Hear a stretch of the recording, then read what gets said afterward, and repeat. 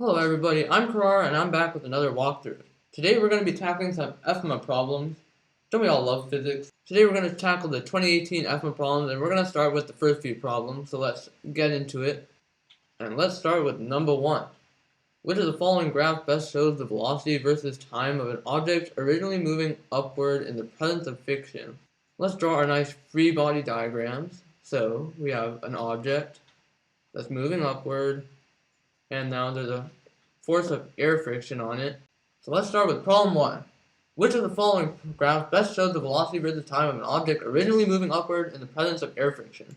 So let's draw our diagram. We have an object going up, it has air friction going on it, but it also has gravity, so let's draw that in. Nice, so we have our diagram. Wait, let's label our things properly. We have velocity here, okay, everything labeled. Now, what we have to do is we have to see how our acceleration changes. So we know that F equals ma, as our concept so nicely provides us with, and then A is equal to F over m. But we also know that air friction is proportional to velocity. So we have that A is equal to BV over m. So let's start eliminating choices. Can it be A? No, because we want our velocity to decrease because we have two downward forces on it, so A can't be it. B, could it be B?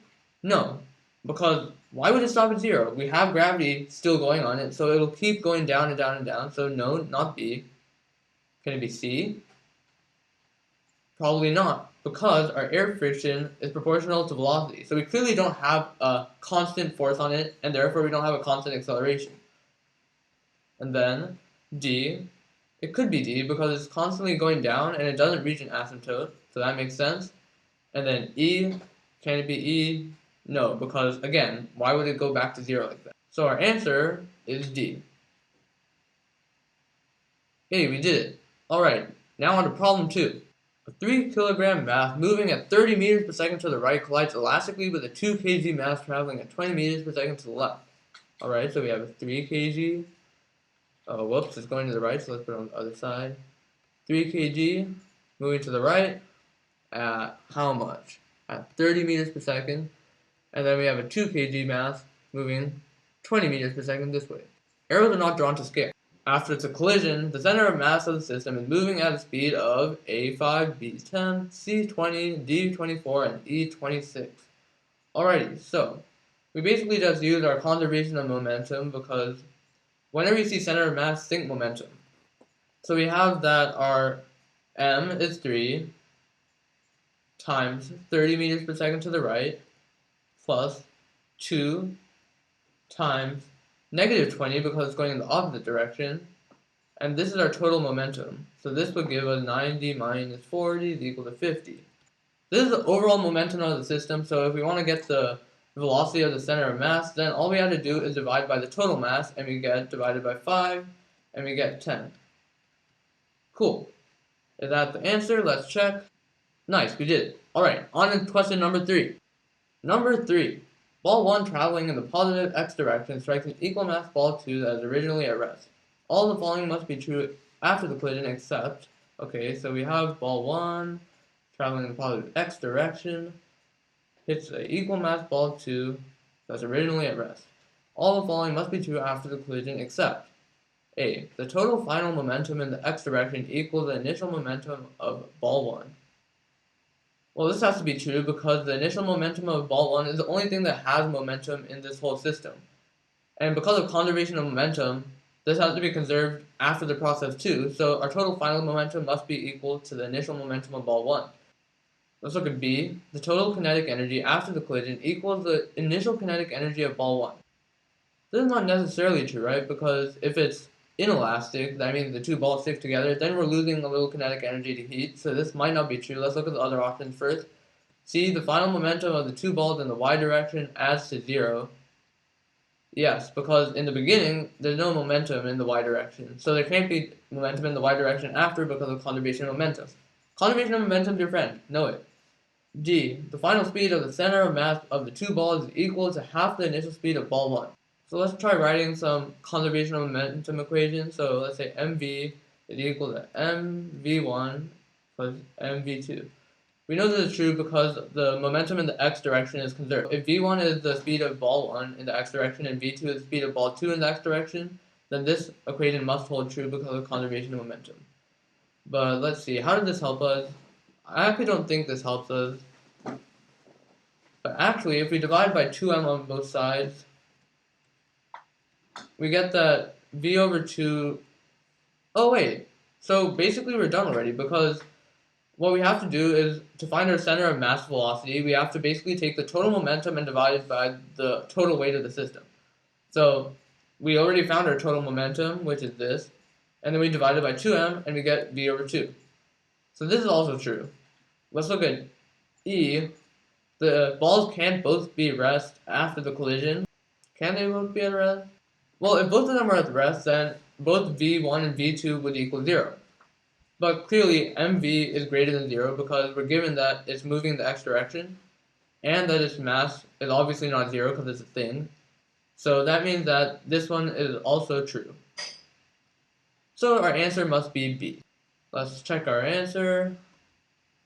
Hey, we did it. Nice. Number 4. Alrighty, on to number 4. A satellite is following an elliptical orbit around the Earth. Its engines are capable of providing a one-time impulse of a fixed magnitude. In order to maximize the energy of the satellite, the impulse should be... I love impulses, so let's first write down what we know. We know that an impulse, which is we'll call I, is equal to change in momentum, which is basically equal to m times change in velocity. Okay, so this is what we know. Now let's read our options. So basically it's asking where the impulse must be directed so that we maximize the increase in energy of our satellite. But essentially from this equation we know that if our impulse is always going to be the same amount, then our change and our mass is always going to be the same, then our change in velocity always has to be the same too. So where do we put our change in velocity so that we increase the kinetic energy the most? So let's see how this plays out if we look at how our kinetic energy changes. So if we do k is equal to 1/2 mv plus delta v squared is equal to 1/2 m times v squared plus 2v delta v plus delta v squared.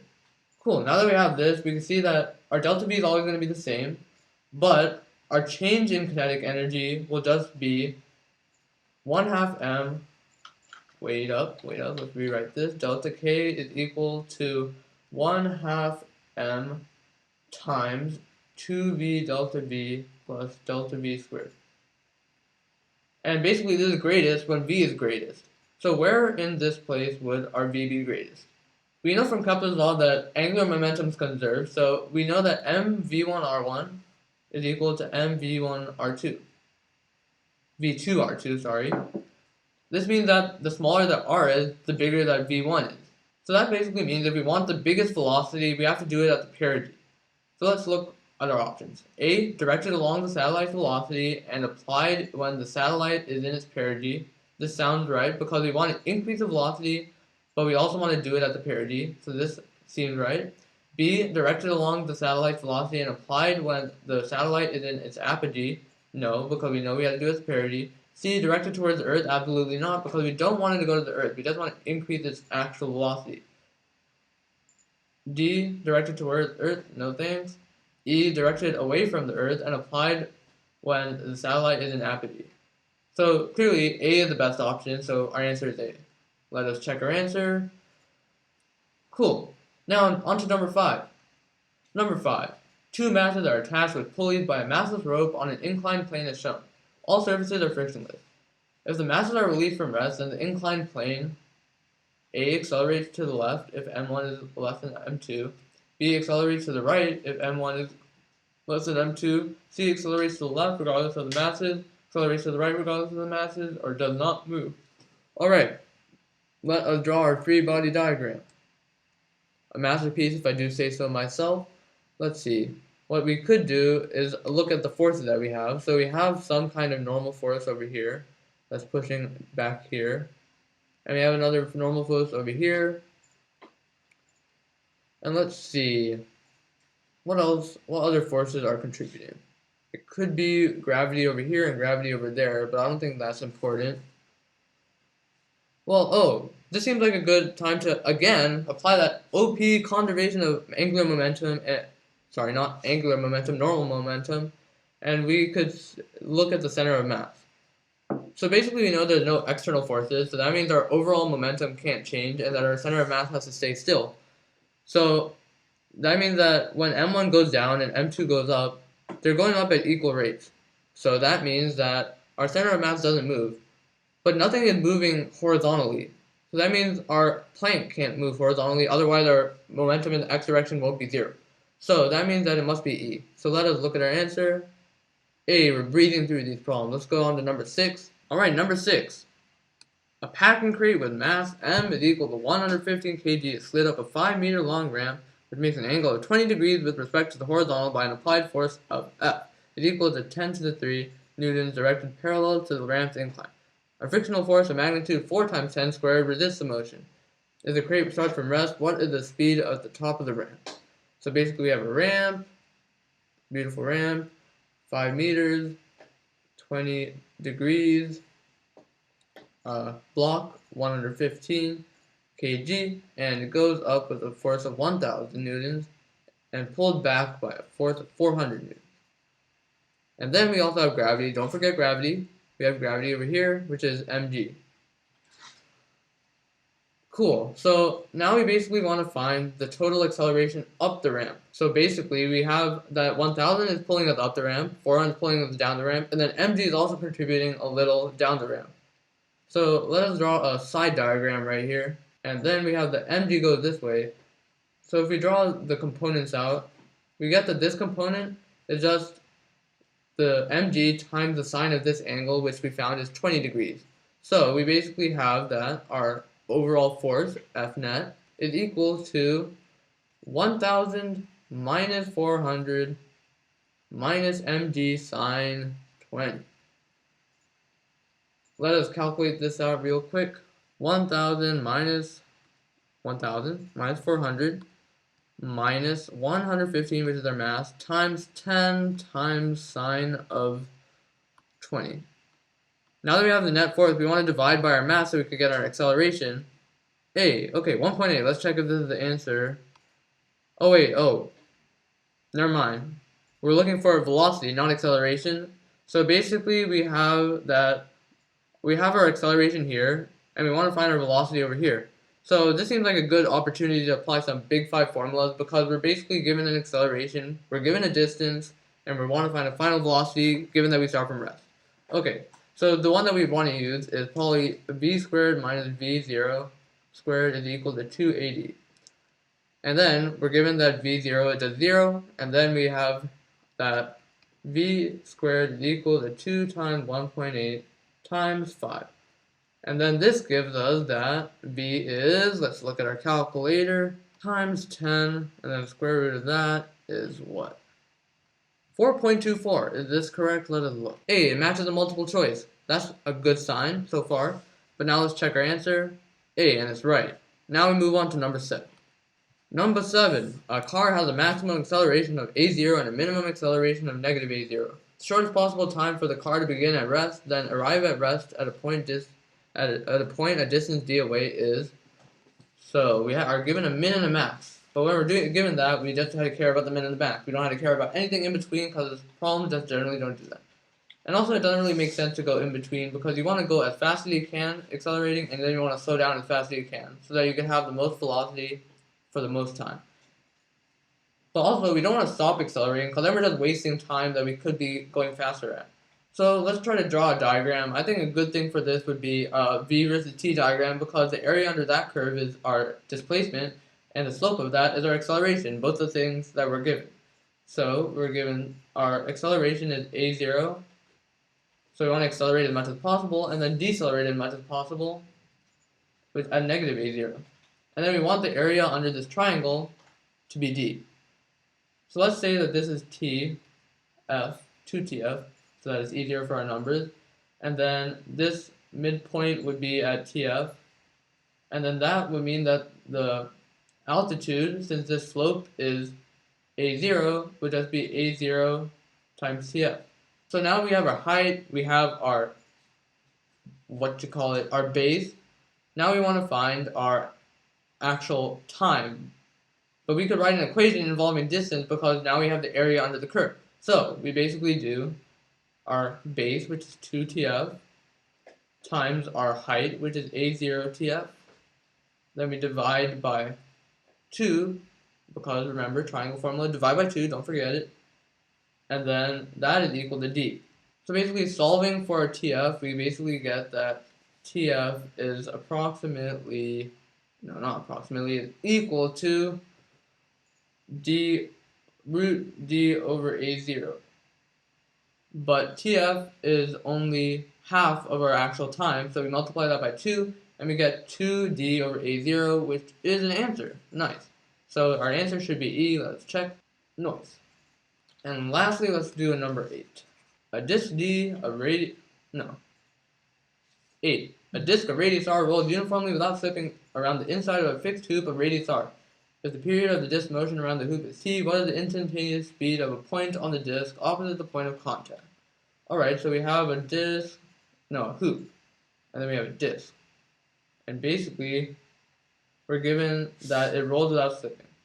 So when you hear roll without slipping, it basically means that this point here doesn't move instantaneously. We're given that the period of the motion, which is something like this, is t. So what is the instantaneous speed of this point over here? Well, I think that we should first find the velocity of the center, because the center doesn't have all the annoying rotating nonsense happening to it, and that's just a straight up circle. So let's find the velocity there. So it travels in a circle that kind of looks like this. And we know that this over here is r, but then we know that this is also small r. So that means that the radius of this dotted circle should be r minus r. Another equation we can write, that we should write, is d over v is equal to period. And this basically gives us that our v is equal to t over d. But from our diagram, we can see that the center goes to this circle, and we know the radius of the circle, so that the distance that the center must travel is 2 pi times this boy over here. So d is equal to 2 pi times r minus r. So basically this means that v must equal, let us write it out. Oh sorry, this should be d over t. And then we should write out, and now let's write out what our v is. Let's erase this. Writing out our v, we get that v is equal to 2 pi times r minus r over t. Now let's actually try to find this velocity. We know this velocity, we know this velocity, and we want to find this velocity. If you have a circle, something that you should always consider doing is doing angular velocity. So basically, we know the angular velocity of the circle around this point because we have a velocity right here. So we basically know that the angular velocity around this pivot point is v over r. But that also equals this v times 2r. Sorry, this v over 2r. So this is equal to v prime over 2r. Let's call this v prime. And that basically means that v prime is equal to 2v. So now that we have this basically gives us our answer because we already have v. So that means that v prime must be 4 times pi times r minus r over t. And is this a matching answer? Yes, it is d. Let's check our answer. And it's correct. Thank you guys for watching. I hope you guys enjoyed watching me work through these problems and see my thought process in solving them. If you guys would like this in the future, just let me know down in the comments what types of competitions you'd like me to do it for. If you enjoyed the video, hit that like button, hit that subscribe button for more content, and see you guys next time.